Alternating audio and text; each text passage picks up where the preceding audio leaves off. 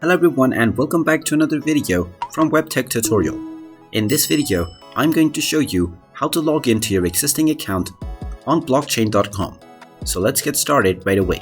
First of all, open up your web browser and then in the address bar type in Blockchain.com and press enter. You will then be taken into the official blockchain website. Now click on the login button at the top right corner to sign into your account. And you will be told to enter your email address or your wallet ID. Just type in either one of those credentials and click on the continue button. Then you might be asked to enter your password. After typing in your password, click on the login button once again and you will be asked to verify your identity through the email verification. So just check your inbox and you will find an email from Blockchain. Just open up this email and click on confirm device. And now your device that you are logging in with will successfully be verified.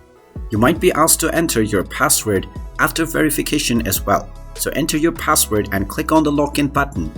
And now you will be logged into your account on Blockchain.com. And you can immediately start trading your crypto. And there you have it. That is how easy it is to log into your existing account on Blockchain.com.